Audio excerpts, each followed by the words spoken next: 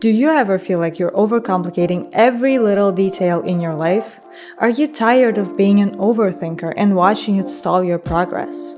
Well, welcome to the club because I am exactly the same way. Fun fact, it took me a couple of months to create this YouTube channel and upload my first video because I was overthinking every little detail. In this video, I'm going to talk about strategies and techniques that help me to overcome this mindset. How to stop overthinking. So what's the difference between productive thinking and overthinking? Where do we draw the line? Productive thinking is goal-oriented. It leads to clarity. It's time-bounded. You have time frame in which you have to make a decision. It is flexible, meaning you adapt as you go. It's empowering. It doesn't drain you of energy and it motivates you. Overthinking, on the other hand, drains energy, consists of looping thoughts, it's unproductive, time-consuming, and it leads to avoidance and procrastination.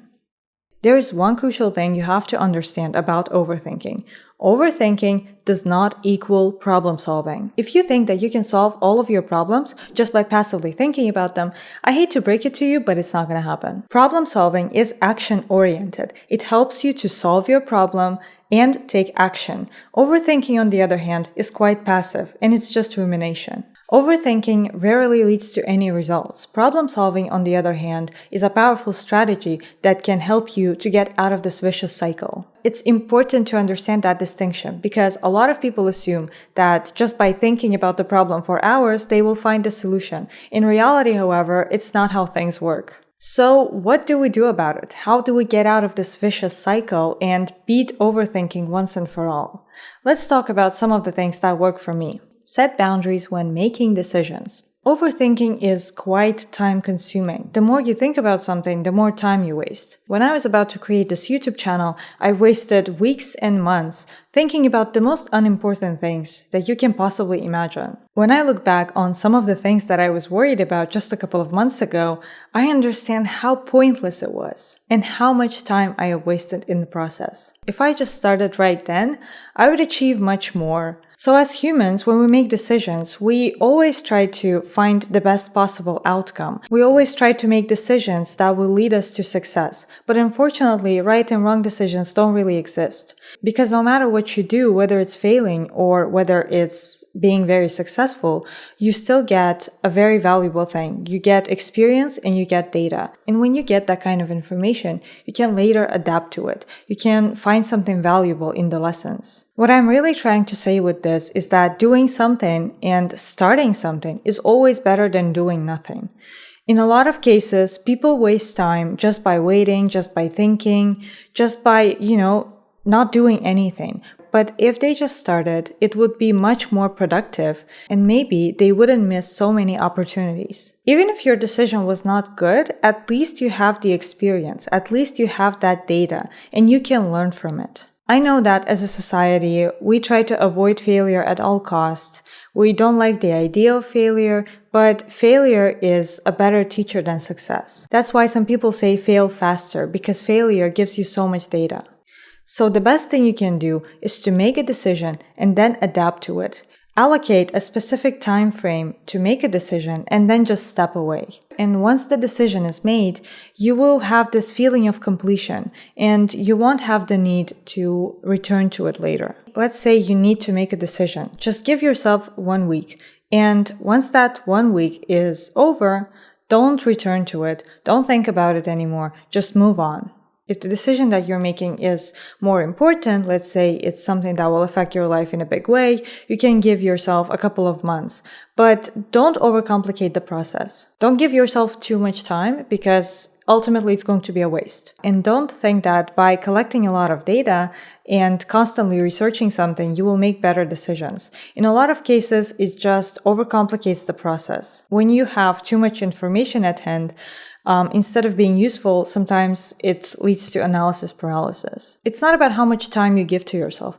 It's about reaching a certain conclusion and then not returning to it. By setting that kind of limitations, you will regain control over your mind and you will also get mental clarity. Remember, thinking about something for a very long time doesn't lead to better decisions or better outcomes. Calm your mind. If your mind is racing and you don't know what to do about it, the best thing you can do is to do something that calms your mind. I know that we're all different, and something that calms me down might not necessarily bring you a peace of mind, but I'm going to share my personal favorites. Things that I personally recommend would be stuff like meditation, journaling, or physical activity. My number one solution for overthinking is journaling. I love journaling so much. I've been journaling since 2020 and I can't stop. I believe that journaling is one of the most powerful techniques to stop your racing mind from overthinking. So I know that there are a lot of techniques that you can use when it comes to journaling, but my personal favorite would be brain dumping. If you don't know what brain dumping means, it basically means writing everything down without filters. It means writing every single thought you have in your mind and not thinking about it too much. You don't need to reread it. You don't need to think about it deeply. You just need to get everything out on paper and then forget about it. These entries are just for you. No one will ever see them, and they will help you to process your emotions and thoughts. I personally feel extremely relieved once I dump all my thoughts into my journaling app. It's generally my number one strategy when it comes to overthinking, and it always helps me. When it comes to brain dumping, if the problem you're dealing with is on a simpler side, then a couple of sessions might be enough. But if you're dealing with something more serious that really bothers you, you might need more time. What I tend to do is I try to reach the end of thought. I write about the problem so many times that by the end of the session, I feel bored of it. I feel tired of talking about it. The funny thing is that once you talk about the problem too many times, once you write everything you know about it, it will get boring and tiring to talk about it again, and your thoughts will disappear on their own. Once you pour all of those thoughts on paper, it almost feels like your brain doesn't need to process them anymore, and you will get the peace of mind that you deserve. Let me know in the comment section if you're interested in the topic of journaling, because over the years I've accumulated a lot of techniques that I can share. Another thing that I recommend when you're going down the overthinking spiral is physical activity. However, when I'm talking about physical activity, I'm not talking about excessive workout. I'm not talking about cardio. I'm talking about something slower, something calmer, something like yoga. Moving your body around can help you to get out of your head. Yoga is great, but you can also try just going out and taking a 30-minute walk. I feel like walking outside or spending more time in nature always helps me to get out of my head and calm my mind. An important side note, if you're going outside to take a walk, please don't take your headphones with you. Just listen to your environment and don't distract yourself with content.